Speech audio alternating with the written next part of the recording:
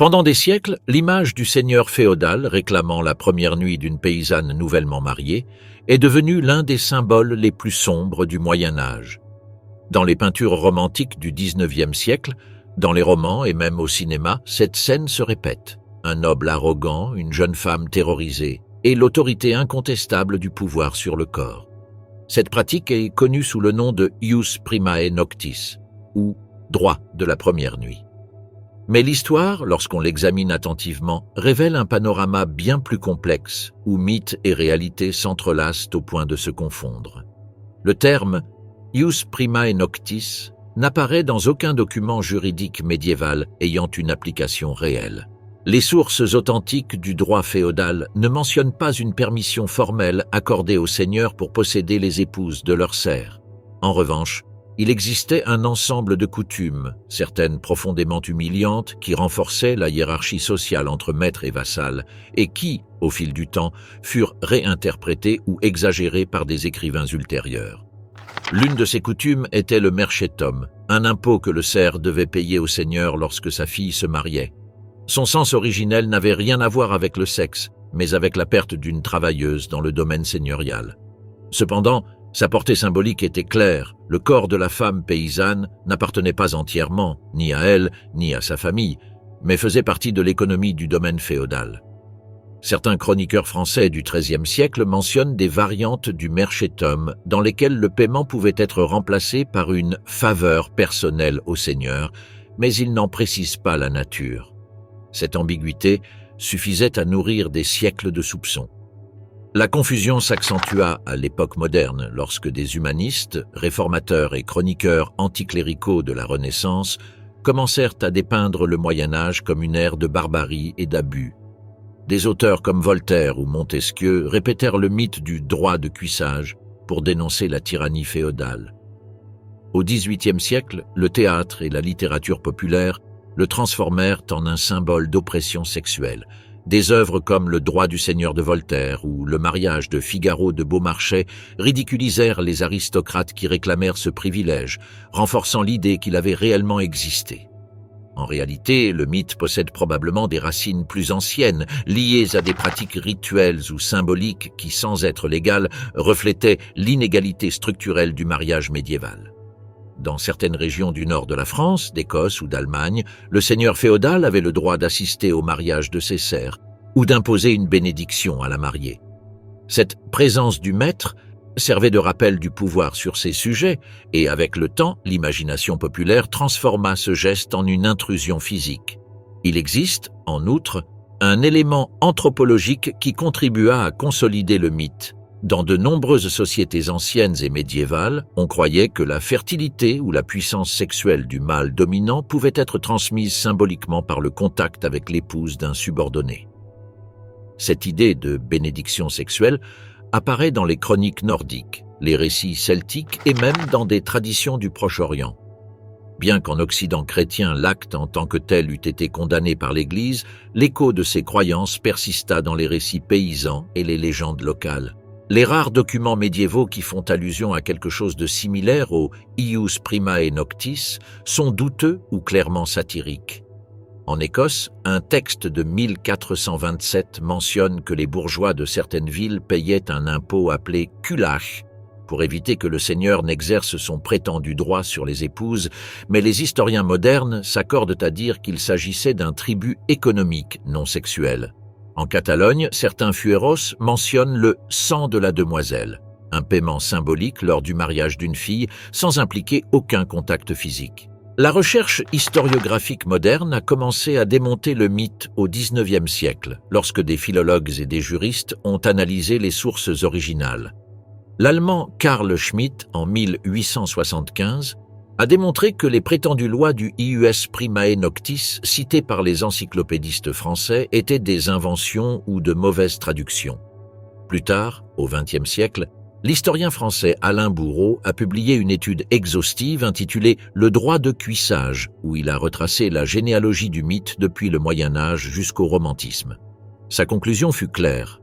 Le droit de cuissage n'a jamais existé comme institution légale, mais bel et bien comme fantasme culturel exprimant la peur du pouvoir féodal et l'oppression de classe. Malgré cela, il est indéniable que, dans la pratique médiévale, il existait des situations d'abus qui auraient pu donner naissance à la légende. La distance entre maître et serf était abyssale et le corps des femmes paysannes ne bénéficiait d'aucune protection juridique.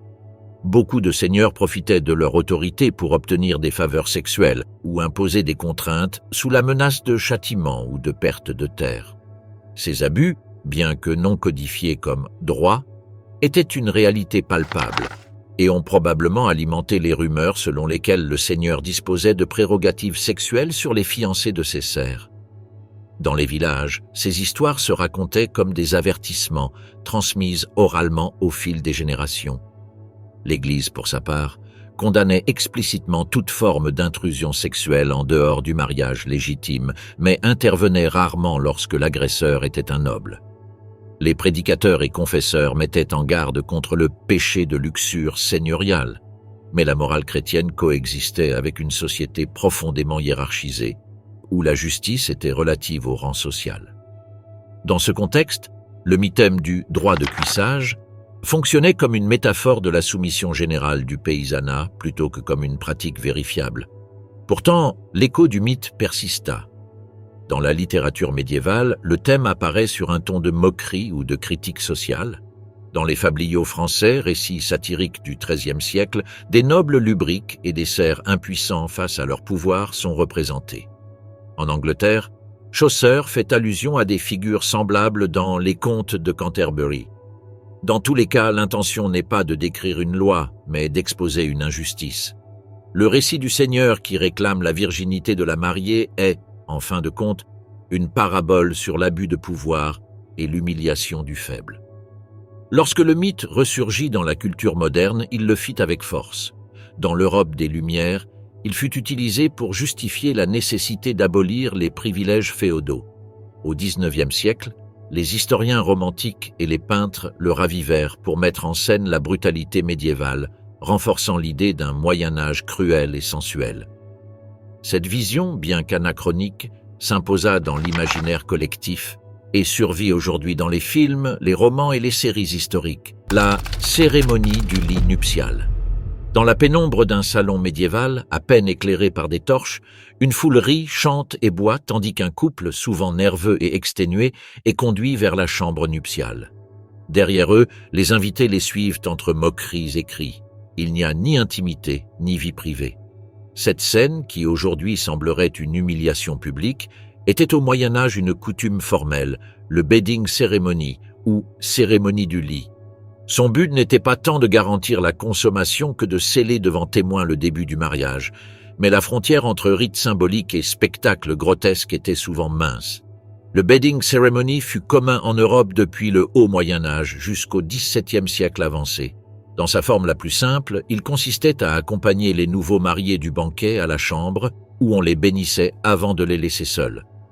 Cependant, en de nombreux endroits, surtout parmi la noblesse et les paysans du nord de l'Europe, la cérémonie prenait un caractère public et théâtral.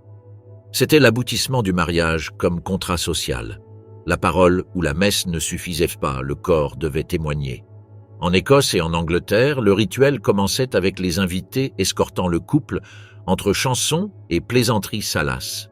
Les amis ou les proches aidaient à retirer les vêtements des mariés, un de chaque côté du lit, tandis que l'on lançait des commentaires sur la fertilité, la virilité ou la pureté. Dans certains villages, les parrains soulevèrent les draps pour vérifier que les deux se couchaient nus, symbole de sincérité. Ensuite, on leur souhaitait bon repos et nombreuse descendance, et la porte se fermait. Ce n'est qu'alors que le mariage était considéré comme complet. En France, la coutume prenait un ton plus ritualisé. Les invités portaient des torches allumées en chantant des couplets de mariage.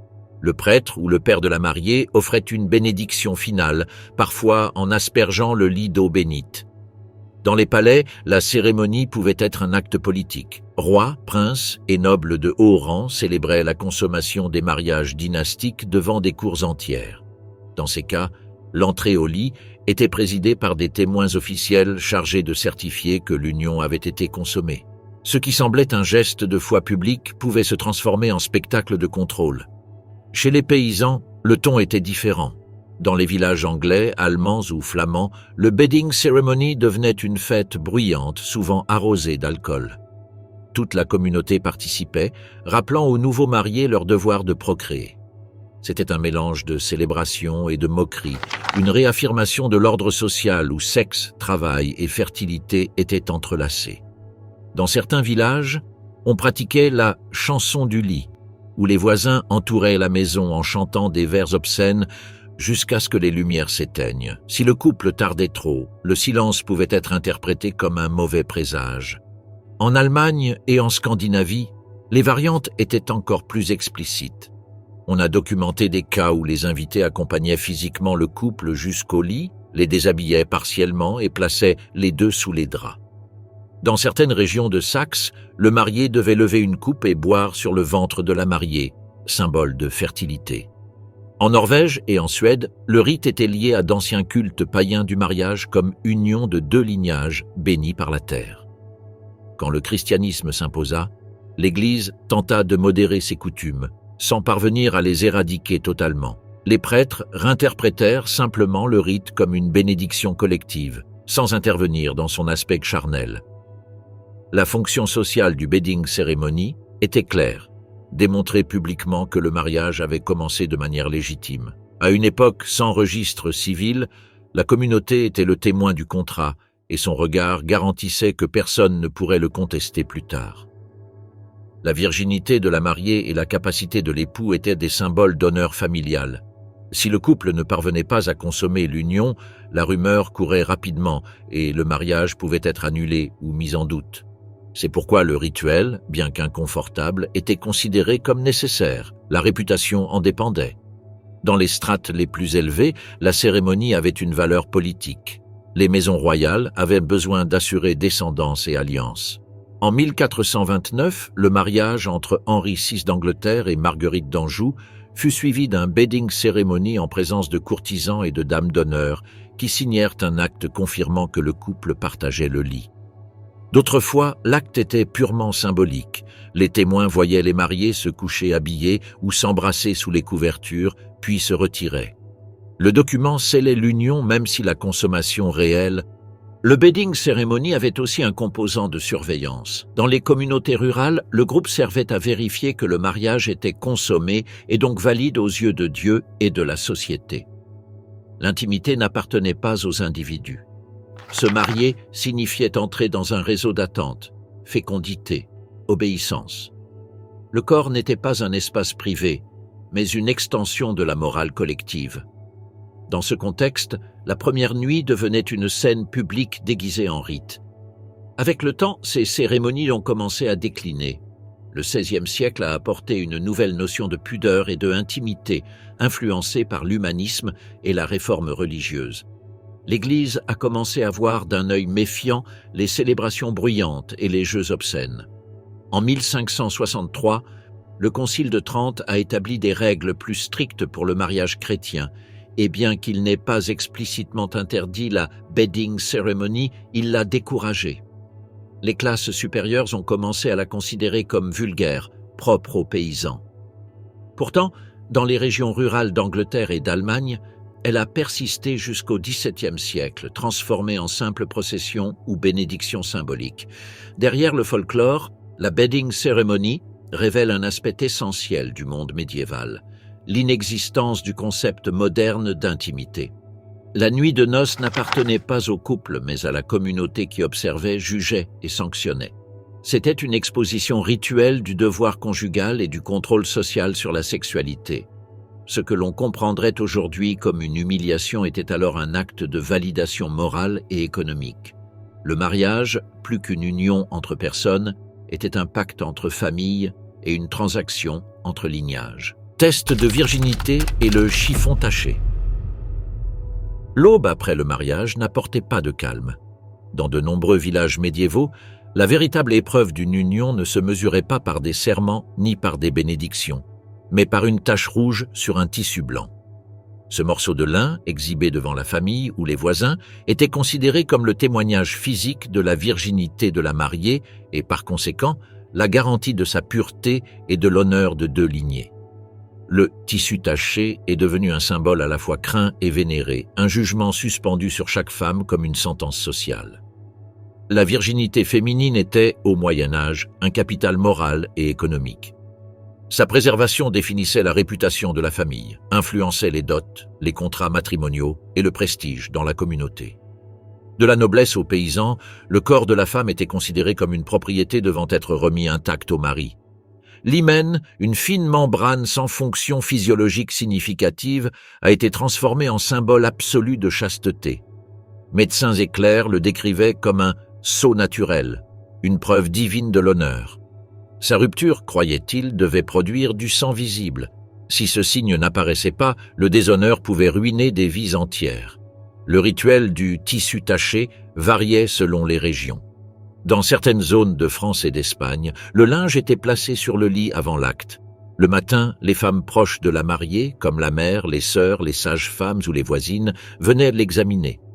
S'il y avait des taches de sang, des chansons de triomphe étaient chantées et le tissu était accroché à la fenêtre ou montré publiquement comme symbole de vertu. Sinon, le silence devenait pesant et la honte pouvait tomber comme une condamnation. En Écosse et dans certaines parties de l'Allemagne, le rituel était plus discret. Les témoins attendaient à l'extérieur de la chambre et le mari, en sortant, devait déclarer si sa femme avait été trouvée vierge. Sa parole suffisait à légitimer ou à détruire une réputation. La croyance dans l'épreuve sanglante était si forte que, dans de nombreux cas, l'absence de sang était interprétée comme une preuve d'impureté ou d'adultère, sans tenir compte des innombrables causes naturelles pouvant expliquer le résultat, hymens élastiques, pertes antérieures dues à des activités physiques ou simplement une anatomie différente. Mais la pensée médicale médiévale était dominée par le symbolisme, non par l'anatomie. On supposait que le sang féminin, en se mêlant au sperme masculin, scellait l'union matrimoniale et garantissait la fertilité. Ne pas saigner était donc un mauvais présage. Dans les textes de médecine et de morale chrétienne, le sujet apparaît avec un ton obsessionnel. Hildegarde de Bingen, au XIIe siècle, écrivait que la virginité était un don divin qui brillait dans le corps des femmes pures. Le médecin italien Trotula de Salerne, l'une des rares figures féminines de la médecine médiévale, décrivait l'hymen en termes cliniques, mais son œuvre a été réinterprétée par des hommes qui y ont ajouté des notions morales. Dans les manuels des confesseurs, les prêtres instruisaient les maris à vérifier la pureté de leurs épouses avec modération, bien qu'ils ne condamnaient jamais la pratique. La théologie justifiait le contrôle et l'ignorance le transformait en superstition. Dans les couches paysannes, l'épreuve prenait un caractère communautaire. La nuit de noces n'était pas un acte privé, et le corps de la mariée appartenait symboliquement au village. Lorsque le tissu était montré à l'aube, les voisins célébraient avec musique, toasts et commentaires moqueurs. Si l'épreuve échouait, la communauté elle-même pouvait imposer des punitions, moqueries, diffamations, voire annulation du mariage. Dans certains villages de Castille ou de Normandie, le mari avait le droit de renvoyer la femme à sa famille et d'exiger une compensation financière. C'était l'équivalent médiéval d'une condamnation publique sans possibilité de défense. Dans la noblesse, le rituel prenait une dimension politique. Les mariages entre maisons puissantes étaient des alliances de sang et de territoire. Un échec à l'épreuve pouvait déclencher des conflits. Au XIVe siècle, le roi Édouard II d'Angleterre a été confronté à un scandale lorsqu'une rumeur accourut selon laquelle son épouse Isabelle n'avait pas saigné lors de sa première nuit, ce qui remettait en question la légitimité de sa descendance. En France, certains mariages ont été annulés après des examens médicaux et des témoignages sur l'honneur perdu des épouses. Ces cas ont renforcé l'idée que la virginité n'était pas une affaire intime, mais une question d'État. La manipulation était également courante. Beaucoup de femmes recouraient à des méthodes désespérées pour simuler l'épreuve. Elles se piquaient avec des aiguilles, cachaient du sang animal dans les draps ou utilisaient des teintures naturelles. Dans les traités de médecine populaire, on mentionne des mélanges de sang de poule, de vin et d'herbes qui imitèrent la tache. Le mensonge était dangereux, mais parfois la seule défense face à un système qui n'admettait pas d'explication. Certaines mères instruisaient leurs filles avant le mariage, leur apprenant à préparer le linge en secret, sachant que de cette tâche dépendait leur avenir. Les sages-femmes occupaient un rôle ambigu. Elles étaient les gardiennes de la pureté et, en même temps, complices de la tromperie. Leur connaissance du corps féminin les rendait craintes et respectées. Elles savaient que le sang n'était pas une vérité absolue, mais ne pouvait contredire la coutume sans risquer leur vie ou leur métier. Dans de nombreuses régions, on les appelait pour certifier la virginité d'une jeune fille avant le mariage ou pour déclarer si une épouse avait échoué à l'épreuve. Leurs paroles pouvaient sauver ou condamner, mais les rendaient également suspectes de sorcellerie ou d'impiété. Le contrôle de la virginité n'était pas seulement physique, mais moral et religieux. L'Église, bien qu'elle ne promouvît pas directement l'épreuve du linge, approuvait la pureté comme vertu essentielle. Les sermons insistaient sur le fait que le corps de la femme devait rester fermé jusqu'au mariage et que le sang de la première nuit représentait la remise de l'âme. Dans de nombreux textes dévotionnels, la fiancée était comparée à la Vierge Marie, symbole de chasteté parfaite. Cette idéalisation transforma la sexualité en péché et la honte en vertu. Les femmes apprenaient dès leur enfance que leur valeur dépendait d'un signe visible de souffrance. Mais toutes les cultures chrétiennes ne partageaient pas la même intensité dans le rituel. En Italie, où la Renaissance commençait à transformer les mœurs, l'épreuve perdit de sa force à partir du XVe siècle. En revanche, dans les régions plus rurales d'Europe centrale et du Nord, elle survécut jusqu'à l'époque moderne. Même au XVIIIe siècle, des chroniqueurs écossais et allemands décrivent encore la coutume de suspendre le linge à la fenêtre, bien que désormais comme geste symbolique. La tâche devint une tradition folklorique vidée de son pouvoir judiciaire, mais non de son poids moral. Le plus significatif de ce rituel n'était pas le linge, mais la peur. Peur d'échouer, d'être stigmatisé, de porter une honte irréversible. Dans une société qui transformait l'honneur en monnaie, le corps féminin devenait la toile sur laquelle s'écrivait le destin de familles entières. Le linge taché n'était pas seulement une preuve de virginité, mais une forme de contrôle social, une confirmation que la communauté pouvait surveiller même ce qui était le plus intime. Consentement versus contrat. Au Moyen Âge, se marier n'était pas un acte d'amour, mais une transaction sociale. Les mariages unissaient des terres, scellaient des alliances ou garantissaient des héritages. Mais au milieu de cet enchevêtrement de convenances et de pouvoir, l'Église a commencé à imposer une idée radicale pour son époque, que le mariage, aux yeux de Dieu, n'était valide que s'il y avait le consentement mutuel des époux. C'était une doctrine qui heurtait de front les pratiques familiales, où le corps et la volonté des jeunes étaient subordonnés aux intérêts de leurs parents ou seigneurs. Dans ce conflit entre consentement et contrat se livra l'une des batailles les plus silencieuses et transcendantes du Moyen Âge. Le droit canon, développé par les théologiens et juristes de l'Église depuis le XIIe siècle, établit un principe fondamental. Consensus facit nuptias, c'est-à-dire le consentement fait le mariage. Il suffisait qu'un homme et une femme déclarent leur volonté d'être mari et femme, même sans témoin, pour que l'union soit considérée comme légitime. Cette interprétation, consignée dans le Decretum Gratiani de 1140, rompait avec des siècles de tradition féodale. Jusqu'alors, les mariages étaient des pactes familiaux et des contrats économiques, conclus par la remise de la dot ou l'accord entre tuteurs. L'amour et le choix personnel avaient rarement leur place dans ce schéma. La nouvelle doctrine ecclésiastique visait à christianiser les coutumes. Pour l'Église, le consentement était une expression du libre arbitre, reflet de la volonté divine dans l'âme des hommes. Cependant, en pratique, la liberté de choix était un privilège presque inexistant. Chez la noblesse, les mariages restaient des stratégies politiques. Chez les paysans, une obligation économique. Les jeunes participaient à peine aux décisions qui marquèrent leur vie. La signature d'un contrat matrimonial, la remise de la dot ou la présence d'un prêtre suffisaient à sceller l'union, même si le couple se connaissait à peine. Ce désajustement entre doctrine et coutume engendra d'innombrables conflits. Dans les tribunaux ecclésiastiques, les cas de mariage secret ou clandestin commencèrent à se multiplier, où un couple affirmait s'être marié de son propre gré, sans autorisation familiale. Beaucoup de ces cas impliquaient de jeunes gens fuyant le contrôle paternel, cherchant refuge dans la promesse religieuse de liberté. Mais la liberté avait des limites. Si le mariage ne comptait pas de témoins ou l'approbation de l'entourage, il pouvait être déclaré nul ou annulé. Les familles, à leur découverte, recouraient à la force ou au chantage pour séparer les époux. Dans un monde régi par la réputation et la propriété, le consentement individuel se révélait fragile face à la pression collective.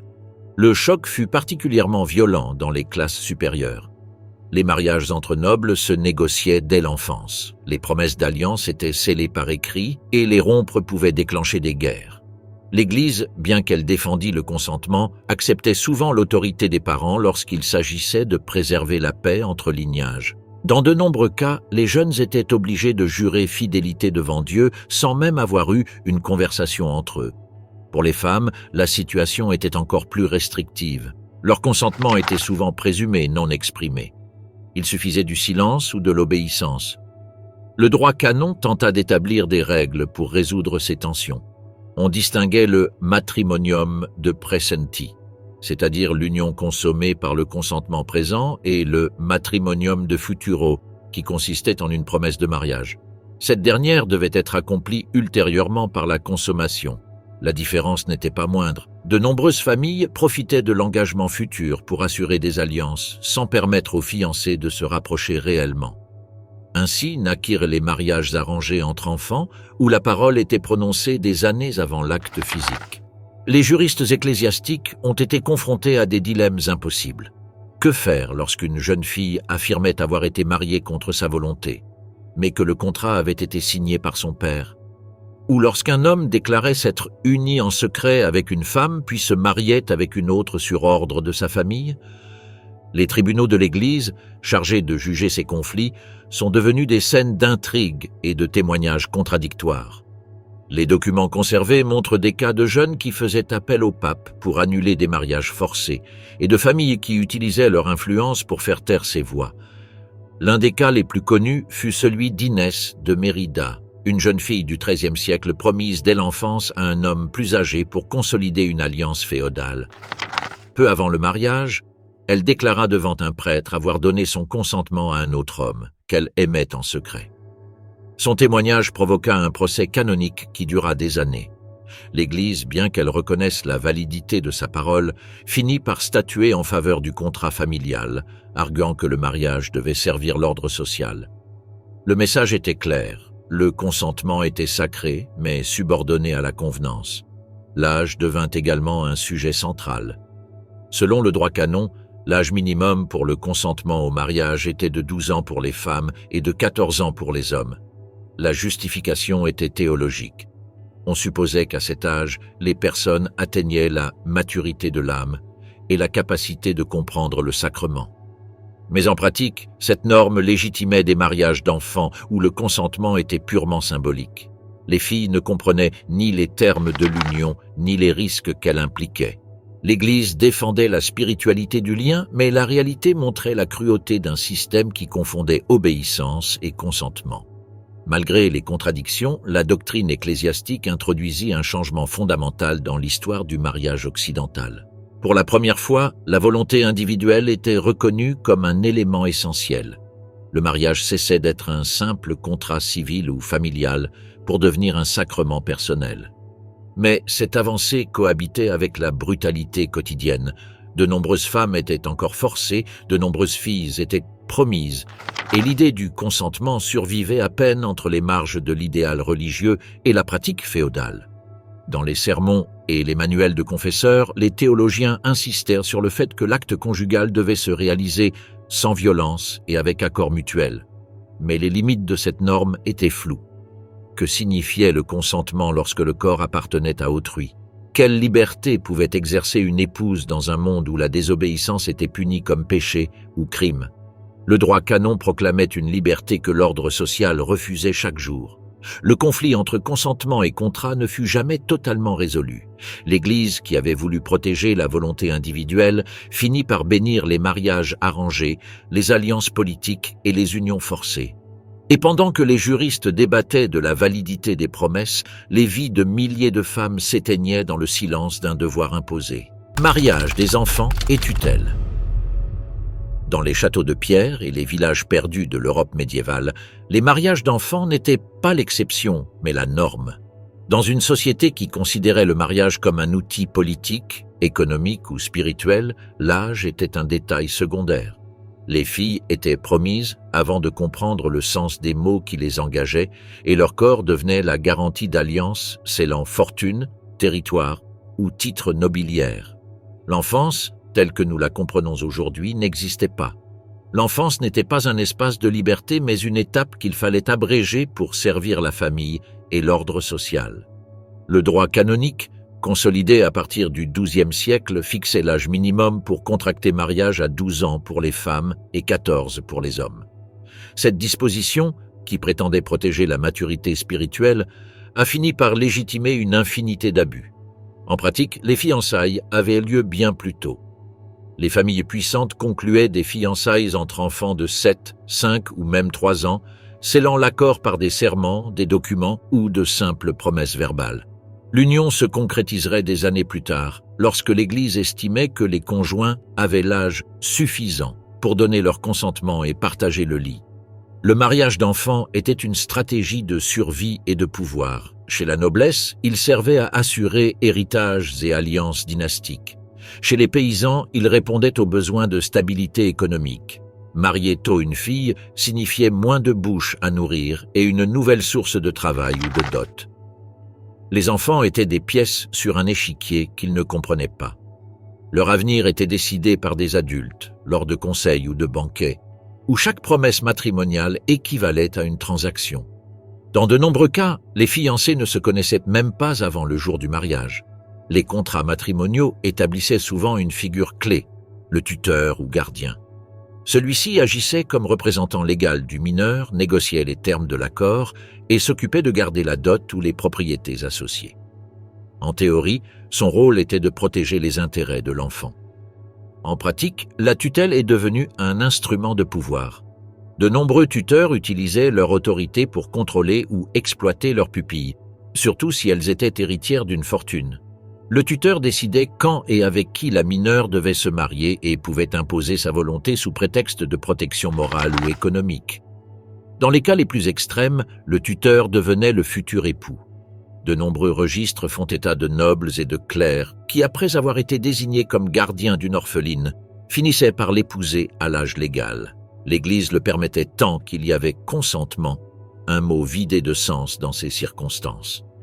La différence d'âge pouvait être énorme. Un homme de 40 ans épousant une fille de 12 était considéré comme un acte honorable, non scandaleux.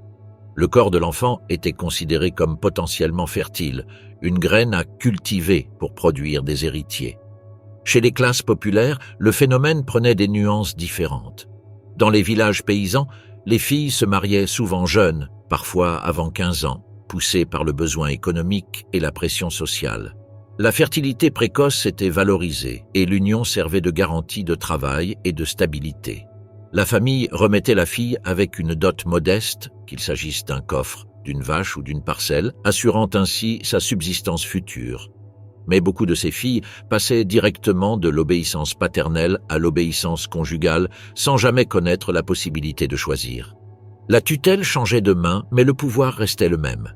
Le droit civil et le droit canonique ont tenté d'établir des distinctions entre les fiançailles futures, les promesses de mariage faites dans l'enfance et les mariages consommés. Selon la loi, une promesse de mariage faite dans l'enfance pouvait être annulée si l'une des parties refusait l'union à l'âge du consentement. Cependant, dans la pratique, ces annulations étaient presque impossibles. La pression des familles, les dettes d'honneur et les alliances politiques faisaient que les engagements étaient respectés sans questionnement. La parole donnée, même par la bouche d'un enfant, avait force de loi. Les effets de ces mariages étaient dévastateurs. De nombreuses filles mouraient lors de la consommation ou lors des premiers accouchements, incapables de supporter la charge physique d'une maternité précoce. Les registres ecclésiastiques des XIIIe et XIVe siècles montrent une augmentation alarmante des décès dus aux infections, hémorragies ou accouchements prématurés chez les jeunes épouses. Les médecins de l'époque, influencés par la théorie des humeurs, recommandaient. L'Église, prise entre sa doctrine du consentement et les coutumes sociales, adopta une position ambiguë. Dans ses sermons, les prédicateurs exaltaient la pureté des jeunes vierges mariées, les présentant comme des modèles d'obéissance chrétienne. Mais il existait aussi des voix critiques. Au XIIIe siècle, le théologien Thomas d'Aquin avertit des dangers des mariages précoces et souligna que le consentement forcé ne pouvait être considéré comme valide. Sa position, toutefois, était minoritaire. La majorité du clergé considérait le mariage enfantin comme un mal nécessaire pour préserver l'ordre et la morale. Les cas de résistance étaient rares, mais pas inexistants. Dans certains couvents, de jeunes fiancés trouvaient un refuge temporaire, cherchant à échapper à des mariages imposés. Certaines réussissaient à faire annuler leurs engagements par le pape en invoquant la coercition, mais ces victoires étaient exceptionnelles. Dans la majorité des cas, les filles étaient rendues à leur famille et contraintes de remplir leur rôle. L'amour, lorsqu'il existait, était un accident. L'obéissance, une obligation. Dans le domaine juridique, la figure de la tutelle a consolidé la notion selon laquelle les femmes, quel que soit leur âge, avaient toujours besoin d'un représentant masculin, le père, le mari ou le tuteur. Cette dépendance légale a persisté pendant des siècles, même au-delà du Moyen Âge. Les lois ne reconnaissaient pas la femme comme sujet autonome de droit. Son consentement, bien que théoriquement essentiel, était toujours compris dans le cadre de l'obéissance. La liberté de choix, proclamée par le droit canonique, s'évanouissait devant le poids de la coutume et de l'autorité familiale. Dans la pratique, la tutelle perpétuait l'idée que le corps de la femme devait être administré par d'autres. Du mariage enfantin à la consommation, chaque étape était surveillée, chaque décision médiée. Le mariage n'était pas une union entre égaux, mais un transfert de pouvoir, de la main du père à celle du mari, du contrat au lit. Cette continuité de domination, invisible dans les documents, se ressentait dans la vie quotidienne comme une chaîne. Violence conjugale et absence de typification. Dans la société médiévale, le mariage n'était pas un espace d'égalité, mais une hiérarchie domestique. Le mari représentait l'autorité absolue au sein du foyer, et l'épouse, subordonnée à lui par la loi, la coutume et la religion, était obligée d'obéir. Cette obéissance n'était pas symbolique, mais concrète. La violence conjugale, qu'elle soit physique, sexuelle ou psychologique, n'était pas seulement tolérée, mais comprise comme faisant partie de l'ordre naturel des choses. L'amour ne faisait pas partie du contrat matrimonial, la soumission, oui. Le droit de l'époque définissait la famille comme une extension du fief. Tout comme le seigneur gouvernait ses serfs, l'homme gouvernait sa femme. Les codes juridiques médiévaux, tant civils que canoniques, accordaient au mari le devoir de corriger sa femme si celle-ci désobéissait ou agissait contre son honneur. Cette correction pouvait inclure des châtiments corporels. En pratique, la frontière entre discipline et maltraitance était inexistante. Tant que le châtiment ne mettait pas la vie de la femme en danger, les autorités intervenaient rarement. Le droit romain, encore influent au Moyen Âge, avait déjà établi la figure du pater familias, qui pouvait disposer des corps sous son toit. Le droit germanique, pour sa part, légitimait la violence, raisonnable, comme moyen de contrôle. Dans les fueros castillans du XIIIe siècle, le mari était reconnu comme ayant la faculté de réprimander et punir sa femme en cas d'infidélité ou de désobéissance. En Angleterre, la common law introduisit la notion selon laquelle un homme pouvait frapper sa femme avec une baguette de l'épaisseur de son pouce. Une phrase qui, des siècles plus tard, serait rappelée comme la fameuse « rule of thumb ». La phrase n'a jamais existé comme loi écrite, mais reflétait une mentalité. La correction physique était un droit conjugal. Dans le domaine religieux, la violence domestique n'était pas non plus condamnée ouvertement. Les sermons et manuels de confesseurs conseillaient la modération, non l'interdiction.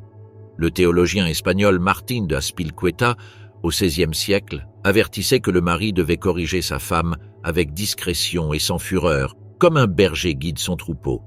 Dans la lettre de saint Paul aux Éphésiens, il était dit « Femmes, soyez soumises à vos maris comme au Seigneur, car le mari est la tête de la femme. » Cette phrase fut citée pendant des siècles comme justification de la domination masculine.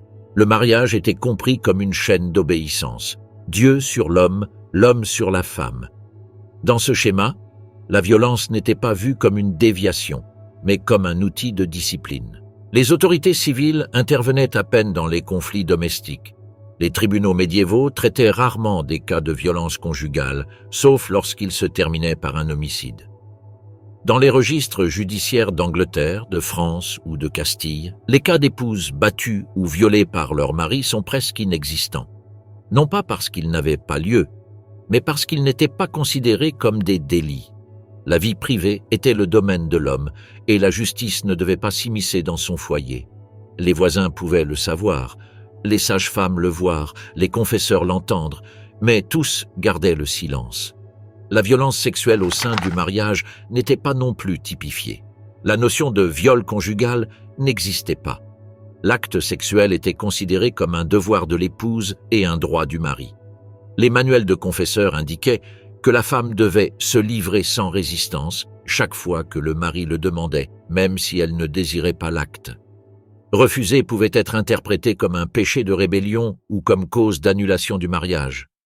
Dans cette logique, le corps féminin n'avait pas droit au consentement dans le lien matrimonial. Le devoir conjugal effaçait toute possibilité de refus. Dans les témoignages de l'époque, certaines femmes tentèrent de dénoncer les abus devant les tribunaux ecclésiastiques, mais leurs voix se perdirent dans le vide juridique. Les actes conservés dans les archives de Rouen ou de Bologne montrent des demandes d'épouses implorant la séparation pour cruauté intolérable, coups sanglants ou peur de mourir. Dans la majorité des cas, les juges leur ordonnaient de se réconcilier ou de se retirer temporairement dans un couvent, sans sanctionner l'agresseur. Seule dans de rares occasions l'annulation était accordée, et seulement si l'impuissance, l'infidélité ou l'hérésie étaient prouvées. La violence, en elle-même, n'était pas un motif suffisant. L'absence de typification légale a transformé le foyer en un espace d'impunité. La douleur se cachait derrière les murs et la honte empêchait de parler. Les femmes apprenaient à supporter, à se taire, à survivre. Certaines recouraient à des remèdes populaires ou à la magie domestique, amulettes, prières, potions soporifiques pour calmer les maris. Dans les villages, les voisines partageaient des conseils à voix basse, transmettant des stratégies pour éviter la colère masculine. C'était un savoir silencieux, construit à partir de la peur. La violence conjugale ne faisait pas de distinction de classe. Dans les châteaux, les reines pouvaient être humiliées autant que les paysannes dans les chaumières. La différence résidait dans le scandale. Lorsque les mauvais traitements touchaient une figure noble, cela devenait une affaire d'État. En 1313, la reine Marguerite de Bourgogne fut frappée publiquement par son mari, Louis X de France, accusé de jalousie. L'événement provoqua un scandale que l'Église résolut par le silence. En revanche, les paysannes souffraient dans l'anonymat, sans témoins, sans ressources, sans nom. La culture populaire reflétait cette réalité avec naturel. Dans les fabliaux et chansons de gestes, les épouses battues étaient sujets de moquerie ou de morale. Dans les contes moralisateurs, elles étaient présentées comme responsables de leur propre châtiment. Femmes commères, rebelles ou infidèles méritant correction. L'humour médiéval transformait la douleur en rire, perpétuant l'idée que la violence domestique était un trait inévitable de la vie conjugale. Ainsi, les mauvais traitements n'étaient pas seulement normalisés, mais célébrés. La punition physique était même considérée comme une forme d'amour. Dans la littérature morale du XVe siècle, on conseillait aux maris de punir avec une main juste et un cœur tendre, comme si la violence était une démonstration de sollicitude. Cette rhétorique confondait contrôle et affection et transformait la cruauté en vertu domestique. L'obéissance féminine était la base de l'équilibre familial, la force masculine, sa garantie. Cependant, sous cette structure de domination, des fissures commencèrent à apparaître. Certains juristes tard médiévaux commencèrent à remettre en question l'impunité matrimoniale. En Italie et en France, certains tribunaux ecclésiastiques reconnurent la cruauté excessive comme cause légitime de séparation, bien que non d'annulation. C'était un changement minimal mais symbolique. La souffrance de l'épouse commençait à être visible, bien qu'encore non punie. La violence restait partie de l'ordre, mais plus totalement incontestable. Annulation et non-consommation. Au Moyen-Âge, le mariage était une prison bénie par l'Église. Une fois le consentement prononcé et l'acte consommé, l'union était indissoluble. Le divorce, tel qu'on l'entend aujourd'hui, n'existait pas. Il ne restait que deux issues possibles, la mort ou l'annulation. Mais obtenir une annulation était un processus long, humiliant et presque impossible. Il fallait prouver que le mariage n'avait jamais vraiment existé, qu'il avait été invalide dès le départ. Parmi les causes admises figuraient l'impuissance, la parenté interdite, la contrainte, la tromperie ou la non-consommation. Et dans tous les cas, les corps étaient appelés à témoigner. L'Église considérait le mariage comme un sacrement indestructible, reflet de l'union entre le Christ et son Église. Cependant, pour préserver la pureté de cet idéal, elle devait définir les limites de sa validité. Si un mariage ne pouvait être consommé, que ce soit parce que l'acte conjugal n'avait pas lieu, qu'il n'y avait pas de descendance ou que l'un des époux cachait une incapacité, il était possible de demander son annulation. Théoriquement, le processus visait la vérité morale. En pratique, il se transformait en jugement sur l'intimité. Les juges ecclésiastiques interrogeaient, examinaient et exposaient les détails les plus privés de la vie conjugale devant le public clérical. Les tribunaux diocésains et les cours papales recevaient des centaines de requêtes chaque année. Beaucoup provenaient de nobles et de rois cherchant à se libérer de mariages politiques inopportuns. D'autres, d'épouses alléguant tromperie, abus ou impuissance. L'affaire devait être présentée avec témoins, documents et parfois examens médicaux. Les juges analysaient si le mariage avait été consommé, c'est-à-dire si l'acte sexuel avait eu lieu au moins une fois. Sinon, le lien pouvait être déclaré nul. Mais le prouver exigeait d'envahir l'intimité la plus profonde, le corps et la honte. La procédure judiciaire était impitoyable. Les témoins pouvaient être des serviteurs, des sages-femmes, des confesseurs ou des voisins ayant observé ou entendu quelque chose. Les questions étaient explicites. Avait-il vu des traces de sang, entendu des gémissements, remarqué une impuissance ou un refus? Dans certains cas, les époux étaient interrogés séparément sur les détails de leur rencontre.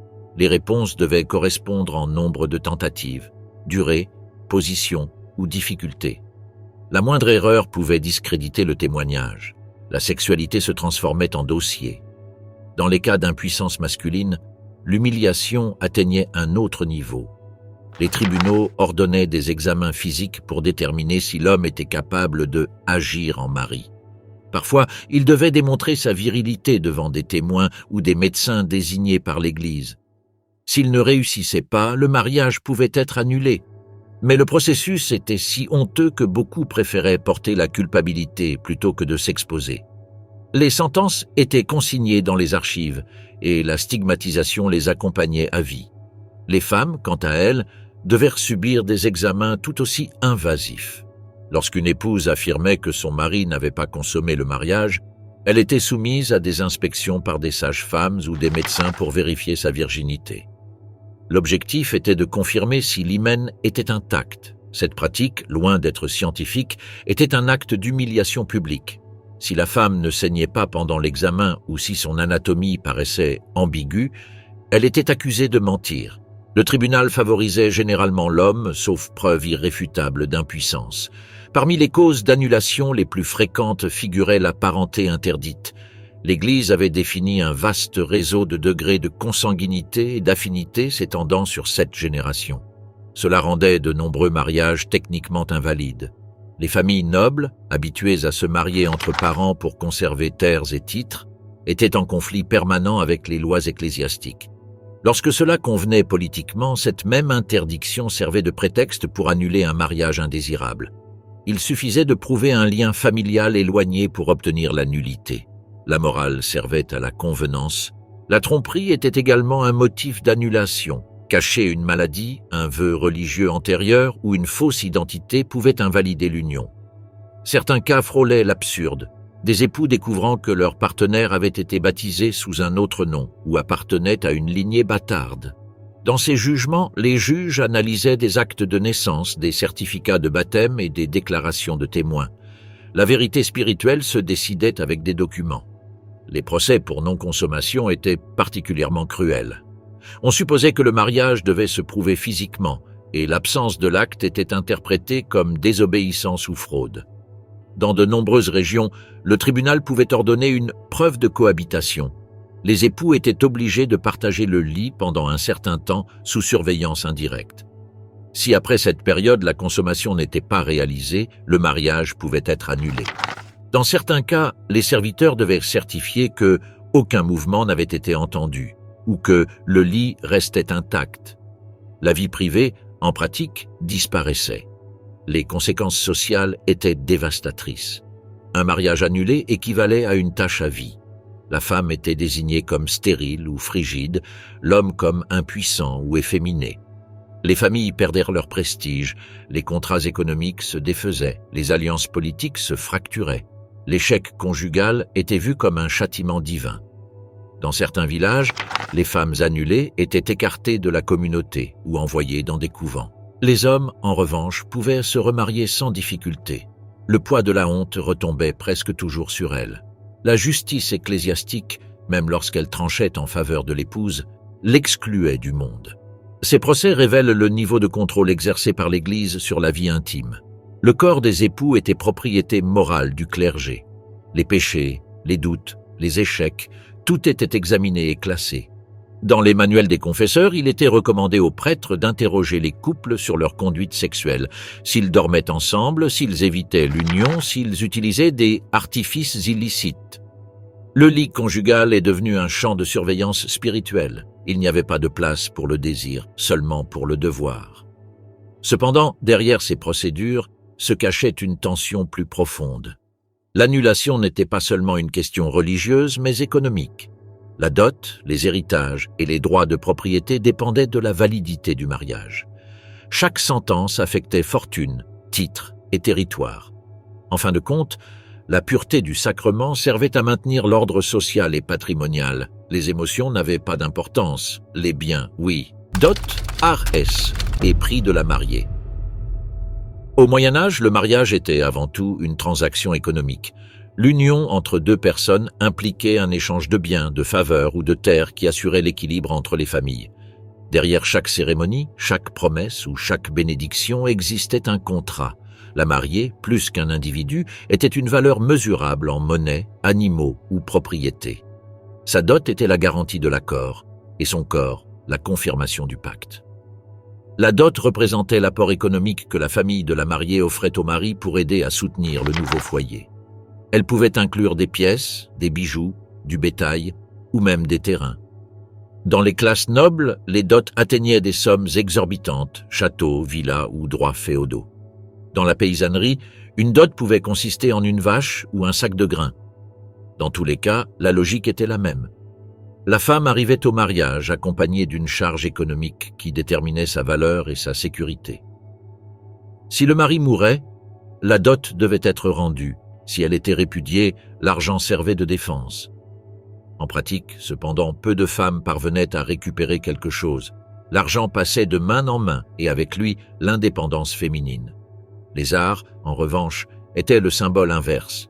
Le cadeau que le mari offrait à l'épouse comme signe d'engagement, dans la théorie chrétienne, elle représentait l'amour et la responsabilité du mari. Dans la réalité, elle fonctionnait comme un paiement anticipé, une façon de légitimer l'achat. Les arts étaient en or ou en argent et étaient remises publiquement pendant la cérémonie pour que tous voient que l'accord était conclu. Souvent, le montant équivalait à 1/10 du patrimoine du mari, bien qu'en pratique, ce fût une somme négociable. Si l'épouse mourait sans descendance, les arts revenaient au mari. S'il mourait le premier, la veuve les conservait comme subsistance. C'était un équilibre d'apparence, mais pas de pouvoir. Dans les registres notariaux de France, d'Angleterre ou de Castille, des milliers de contrats matrimoniaux détaillent avec précision ces transactions. La femme apparaît toujours comme un objet passif, mentionné avec les biens, par exemple. Jeanne, fille de tel, est donnée avec tant de maravédis, tant de têtes de bétail et un lit avec des draps de lin. Le mariage se signait comme une vente. Les témoins certifiaient que les deux familles étaient satisfaites. L'amour ne figurait dans aucune clause. Dans le monde paysan, où l'argent manquait, la dot pouvait être remplacée par le travail. Le père de la mariée offrait de la main-d'œuvre ou des récoltes au futur gendre. Parfois, le prix de la mariée se payait par des années de service. Ce travail pour épouse était courant dans les régions germaniques et nordiques, où les jeunes pauvres offraient leur force en échange du mariage. Ce n'était pas un geste romantique, mais un troc socialement accepté. Qui ne pouvait pas payer ne se mariait pas, et qui n'avait pas de fille perdait une ressource précieuse dans l'économie locale. Dans les classes élevées, la valeur de la dot se transformait en outil de pouvoir politique. Un mariage pouvait unir des royaumes ou ruiner des lignées. Les chroniqueurs du XIVe siècle décrivent des négociations où le montant de la dot pesait plus que l'âge ou la santé des fiancés. Une princesse de 13 ans pouvait être envoyée dans un autre pays avec un coffre d'or et une suite de serviteurs. Son destin était d'assurer une alliance, non un foyer. Dans ces accords, le corps féminin devenait frontière diplomatique, un moyen de paix entre hommes. Mais même parmi les humbles, la pression économique du mariage était immense. Une famille qui ne pouvait pas doter sa fille était marquée par la honte. Dans certains villages de Castille et de Provence, il existait des fonds communaux, connus sous le nom de « dot des jeunes filles pauvres », soutenus par la charité locale pour aider à marier les jeunes sans ressources. Sans dot, pas de mariage, et sans mariage, pas d'avenir. La misère condamnait de nombreuses femmes au couvent ou à la servitude domestique. L'économie matrimoniale ne se terminait pas avec le mariage. En cas de conflit ou de veuvage, les familles discutaient du remboursement de la dot. Les litiges pour les biens conjugaux saturaient les tribunaux ecclésiastiques. Certains maris dilapidaient l'argent, d'autres l'utilisaient comme garantie pour des dettes.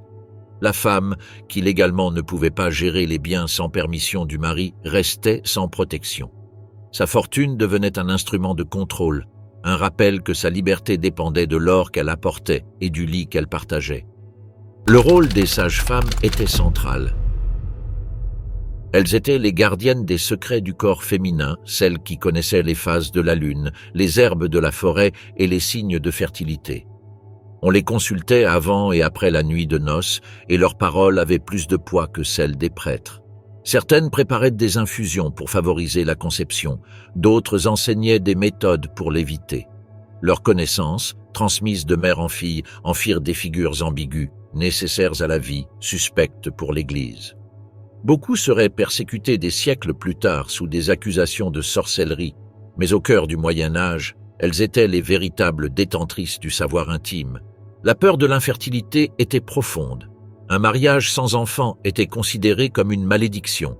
L'absence de descendance mettait en danger les héritages et les alliances, mais défiait aussi le mandat divin de « croisser et multiplier ». Les femmes stériles étaient l'objet de murmures, et les hommes impuissants, de moqueries et de mépris. Pour les deux, l'échec au lit était un échec devant la communauté. C'est pourquoi la nuit de noces n'était pas un moment de plaisir, mais une épreuve publique déguisée en intimité privée. Même parmi la noblesse, où les unions étaient politiques, la pression était la même.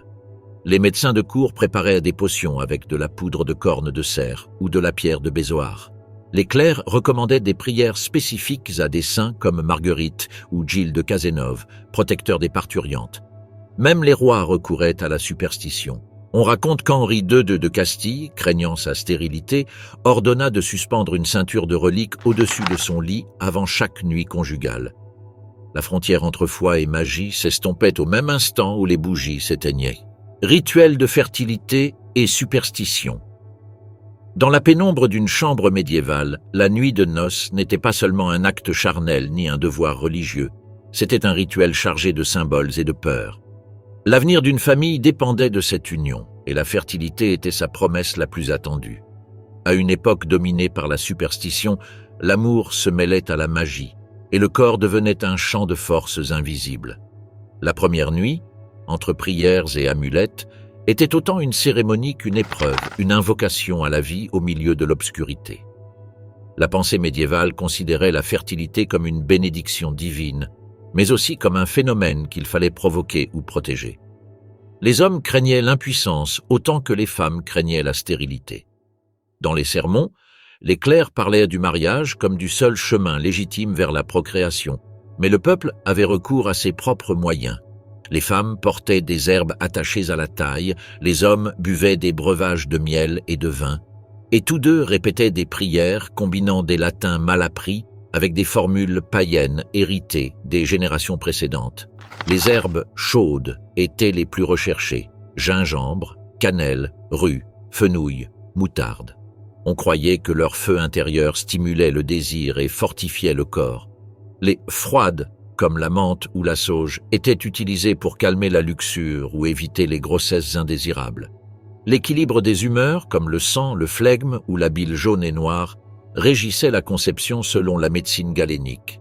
Si le corps était trop froid ou humide, l'âme vitale ne pouvait allumer la semence. C'est pourquoi, avant la rencontre, de nombreux époux buvaient du vin épicé ou appliquaient des onguents promettant vigueur immédiate. Dans certains traités de l'époque, comme le Tarquinum Sanitatis, Il était recommandé de manger des amandes, des figues ou des oignons pour réveiller la nature endormie.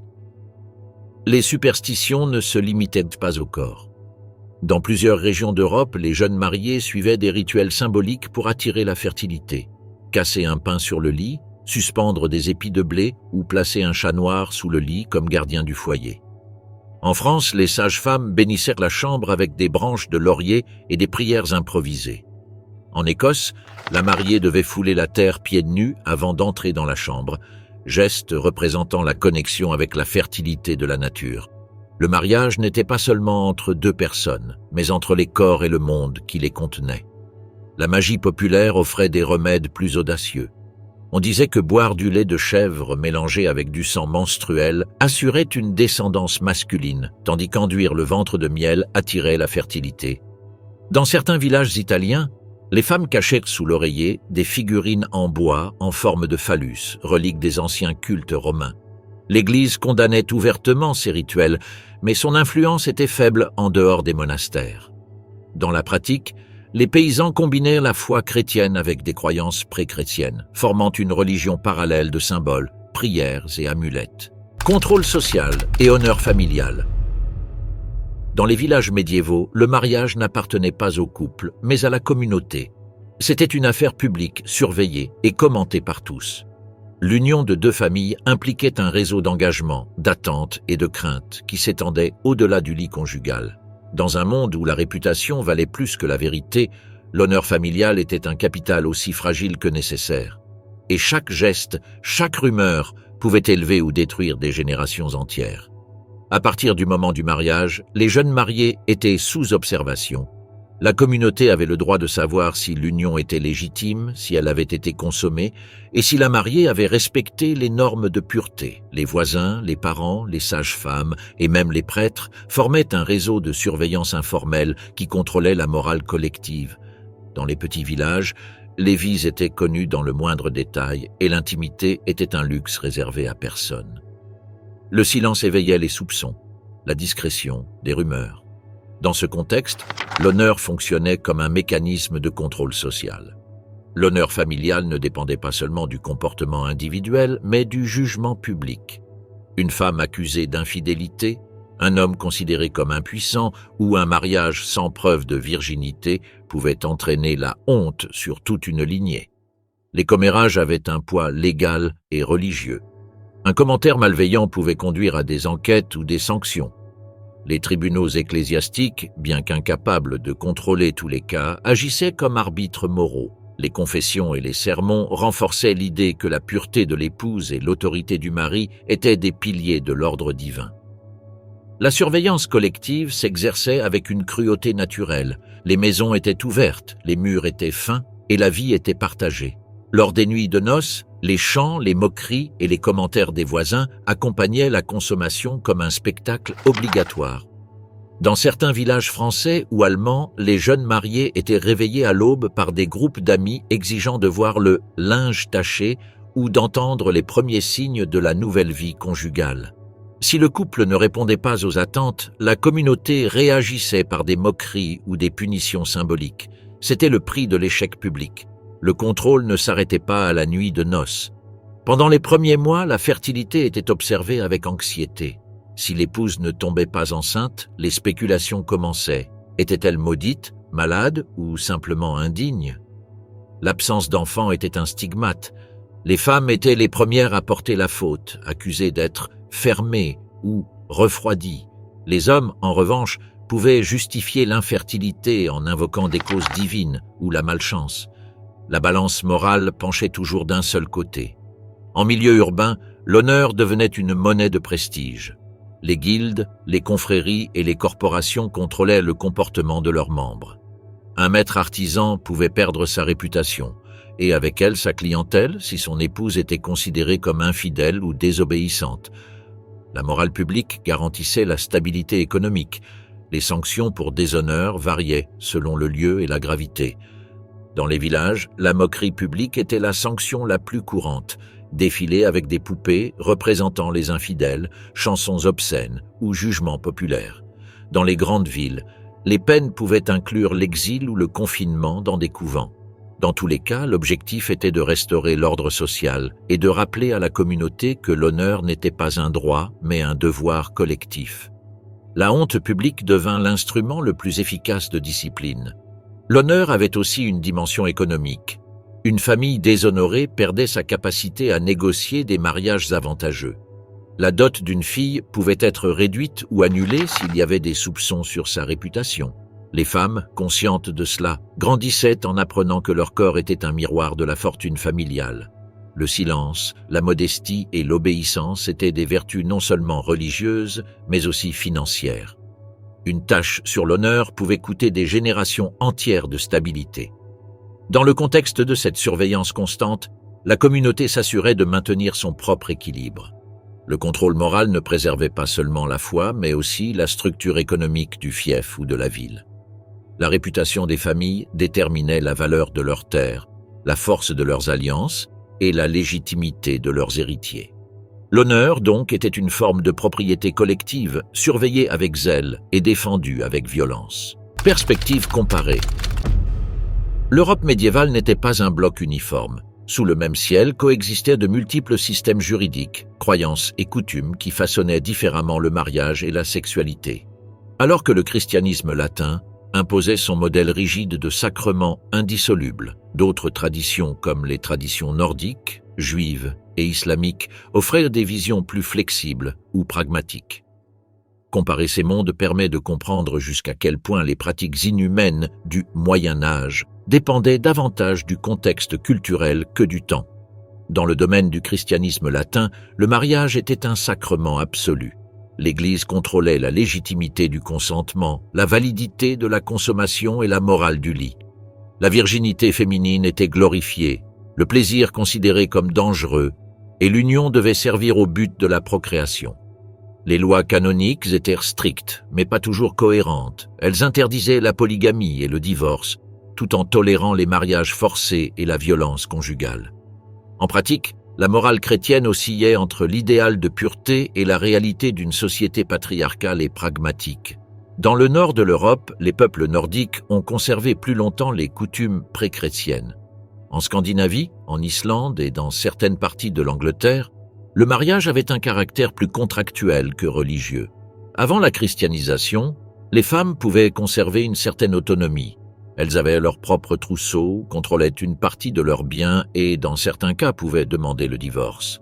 Le gragas islandais, code légal du XIIIe siècle, permettait à une épouse de se séparer si le mari l'abandonnait ou la maltraitait gravement. Cependant, cette liberté était relative. Avec l'arrivée du christianisme, les coutumes se sont alignées sur la doctrine romaine. Le pouvoir est revenu entre les mains du mari et la sexualité féminine a été soumise à la surveillance cléricale. Parmi les communautés juives d'Europe, le mariage était considéré à la fois comme un acte civil et religieux, mais avec un cadre juridique plus défini. La ketouba, contrat matrimonial obligatoire depuis l'Antiquité, protégeait l'épouse par la promesse d'une compensation économique en cas de divorce ou de veuvage. Le divorce, bien que déconseillé, était légal et pouvait être demandé par les deux parties sous certaines conditions. Les lois mosaïques reconnaissaient la possibilité de séparation sans en faire un péché. Cependant, l'inégalité persistait. Le mari pouvait répudier sa femme plus facilement et la virginité restait une condition socialement valorisée. Pourtant, comparé au christianisme latin, la tradition juive montrait davantage un sens du contrat que du sacrement. Dans les territoires sous domination islamique, surtout en Al-Andalus, les règles matrimoniales étaient régies par la charia, le droit islamique. La sexualité, bien que régulée, n'était pas considérée comme un péché en soi, mais comme une expression naturelle soumise à l'équilibre moral. Le contraste entre ces cultures était particulièrement visible dans la péninsule ibérique, où chrétiens, juifs et musulmans ont coexisté pendant des siècles. Dans les villes frontalières, comme Tolède ou Saragosse, les tribunaux appliquaient différentes lois selon la foi de l'accusé. Un même acte pouvait être considéré comme un péché mortel dans un quartier chrétien et comme une simple infraction civile dans un autre. Les conversions religieuses, forcées ou volontaires, modifiaient également les droits matrimoniaux. Une femme juive qui se faisait baptiser pouvait perdre sa dot. Une musulmane convertie, en revanche, gagnait la protection de la loi chrétienne, mais perdait sa liberté de divorce.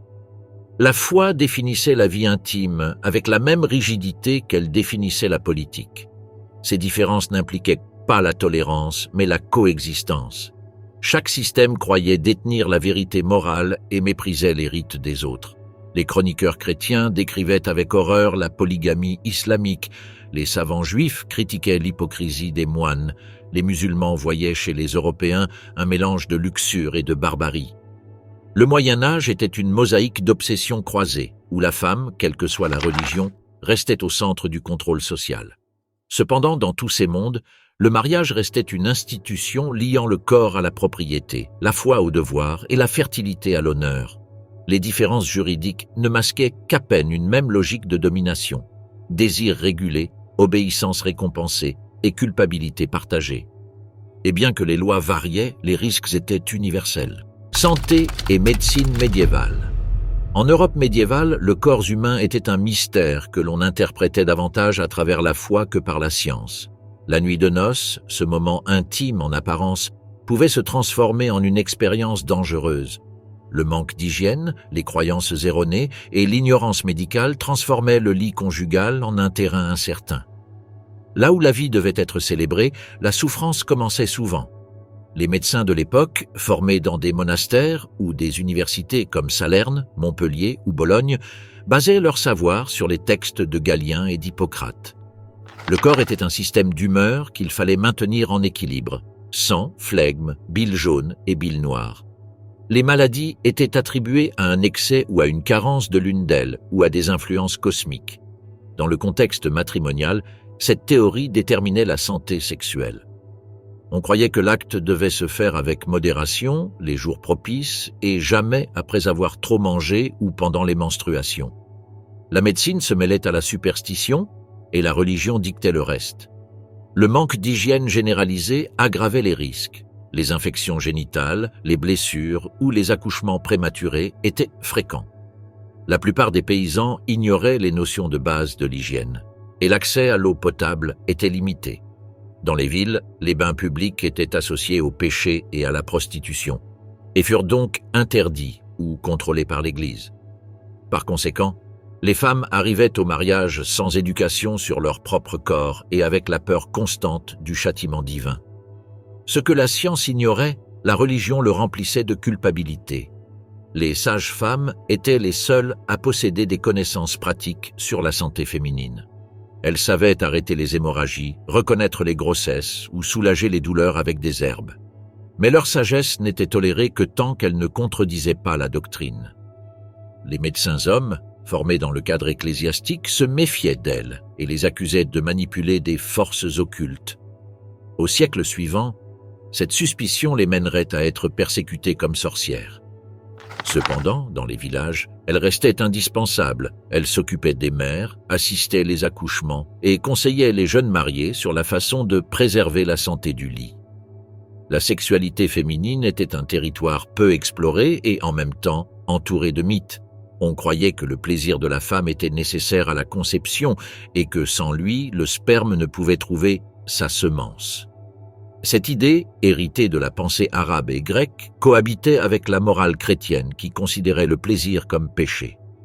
Le résultat était une contradiction permanente. Les femmes étaient exhortées à jouir pour engendrer, mais condamnées si elles le montraient. Beaucoup vivaient leur vie dans la peur, associant la douleur physique au devoir religieux et la maladie au châtiment pour désobéissance. La grossesse était une étape dangereuse.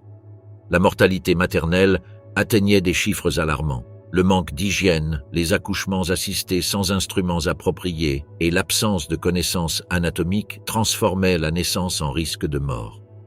Les infections puerpérales étaient fréquentes et de nombreuses femmes mouraient de fièvre quelques jours après l'accouchement. Celles qui survivaient restaient affaiblies et concevaient souvent à nouveau peu de temps après, contraintes par l'attente sociale de produire des héritiers. La maternité n'était pas un choix, mais une obligation. Les médecins médiévaux prescrivaient également des remèdes particuliers pour la faiblesse conjugale. Les hommes buvaient des infusions de safran ou de la poudre de bois de serre pour maintenir leur virilité. Les femmes prenaient des mélanges d'herbes amères pour nettoyer le ventre ou vivifier le sang. Certains traitements frôlaient la magie, porter un dent de loup ou un morceau de corail pour augmenter le désir. La ligne entre médecine et sorcellerie était si mince qu'elle en devenait souvent indiscernable. Les maladies vénériennes, bien que rarement reconnues, existaient. Les médecins les décrivaient avec des euphémismes tels que « plaie honteuse » ou « fièvre de l'amour ». Leur origine était attribuée à des déséquilibres internes ou à des péchés commis. Les prostituées, les soldats et les voyageurs étaient vus comme porteurs de contamination morale. La syphilis, qui atteindrait son apogée au XVe siècle, transformerait à jamais la vision du corps et du péché. Mais bien avant cela, la peur de l'impureté marquait déjà la vie intime des mariages médiévaux. La mort, sous forme d'infection ou d'accouchement raté, était toujours présente dans la chambre à coucher. L'union conjugale, symbole de vie et de bénédiction, pouvait se transformer en sentence, sans hygiène, sans connaissance, et sous le poids du dogme, chaque contact était un risque. La médecine de l'époque ne guérissait pas. Elle priait, équilibrant les humeurs et confiant en Dieu. L'Église, la chambre et la morale. Au Moyen Âge, le corps humain appartenait à Dieu et l'Église revendiquait le droit de dicter ce qu'il fallait en faire, même au sein du mariage. La chambre, cet espace caché et silencieux, se transforma en un champ de surveillance morale. Là, entre les draps, l'Église voyait non seulement l'union de deux âmes, mais aussi la possibilité du péché.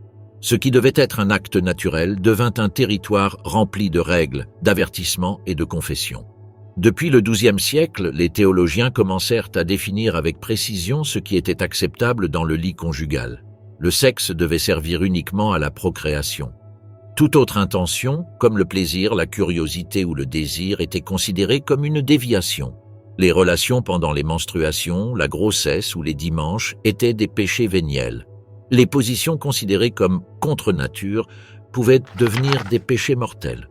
Les manuels des confesseurs détaillaient chaque faute possible avec minutie. Le moment, la fréquence, les paroles, même les pensées. Rien n'échappait au contrôle moral. L'acte conjugal était conçu comme un devoir, non comme un choix. Les époux avaient l'obligation mutuelle de satisfaire le débito marital, expression juridique et théologique définissant le droit de l'autre à être comblé. Refuser pouvait être considéré comme une offense contre le sacrement. Pour l'épouse, cette obligation signifiait renoncer à la notion de consentement. Pour le mari, cela signifiait dominer sans culpabilité. La théologie justifiait le désir masculin comme force naturelle, tandis qu'elle exigeait de la femme pureté et passivité. Dans les sermons, on enseignait que l'homme devait user de sa femme avec modération, de la même manière qu'un paysan utilise la terre qui lui a été donnée. Les confesseurs jouaient un rôle central dans ce contrôle. Dans le silence du confessionnal, ils interrogeaient sur l'intimité conjugale, ils demandaient si les époux dormaient ensemble, s'ils utilisaient des méthodes illicites ou s'ils avaient ressenti un plaisir indu. Les pénitentiels anglo-saxons, collection de règles morales, imposaient des pénitences spécifiques, jeûne, pèlerinage ou abstinence prolongée. Un baiser passionné pouvait être puni par 3 jours de pain et d'eau, une relation pendant le carême par 40 jours. La culpabilité faisait partie du mariage autant que l'amour ou l'obéissance. L'Église ne surveillait pas seulement le corps, mais aussi l'intention. Le désir devait se soumettre à la volonté divine. Les théologiens avertissaient que même dans le mariage, il était possible de pécher par excès d'ardeur ou par plaisir charnel sans but. Le plaisir, au lieu d'être célébré, devenait suspect. Pour saint Thomas d'Aquin, l'acte sexuel n'était moral que lorsqu'il imitait la procréation de la nature. Tout le reste était un péché de luxure. Ainsi, le mariage, bien que saint, était entouré d'une atmosphère de culpabilité constante. Les époux vivaient avec l'idée que trop aimer pouvait être aussi dangereux que de ne pas aimer du tout. Dans les couvents et monastères, les religieux consacraient des traités entiers au danger de la chair. Des auteurs comme Pierre Lombard et Guillaume d'Auxerre écrivirent sur la tempérance du mariage, avertissant que l'excès de passion affaiblissait l'âme. Les épouses étaient conseillées de céder sans désir et les maris de modérer leur ardeur pour ne pas tomber dans le péché. Ainsi, l'acte le plus humain devint une épreuve spirituelle, un équilibre impossible entre le devoir et la pénitence. Malgré sa sévérité, l'Église reconnaissait le pouvoir de l'union matrimoniale pour freiner le chaos moral du monde. Mieux vaut se marier que de brûler dans la tentation, disait saint Paul. Le mariage était vu comme un remède contre le péché, un mal nécessaire pour canaliser la luxure dans des limites acceptables. Cette vision paradoxale, où le sexe était à la fois remède et culpabilité, façonna toute la culture médiévale. L'obéissance remplaça le désir et l'amour devint une forme de discipline. Dans les foyers paysans, la doctrine se mêlait à la superstition. Les prêtres bénissaient les lits, accrochaient des crucifix au-dessus des lits et avertissaient contre les esprits impurs qui tentaient pendant le sommeil. Dans les villes, les confréries surveillaient la morale des familles, punissant les adultères ou excommuniant les prostituées. Le contrôle de la sexualité devint un instrument politique et spirituel. Maintenir la pureté signifiait maintenir l'ordre. Au fil des siècles, ce contrôle pénétra si profondément la conscience collective que même les réformateurs ne purent l'éradiquer complètement. Le mariage, soumis au jugement de la chair, fut réduit à une chorégraphie entre foi et peur. Et lorsque l'Église scella par le dogme la frontière entre le devoir et le désir, le corps humain perdit son innocence.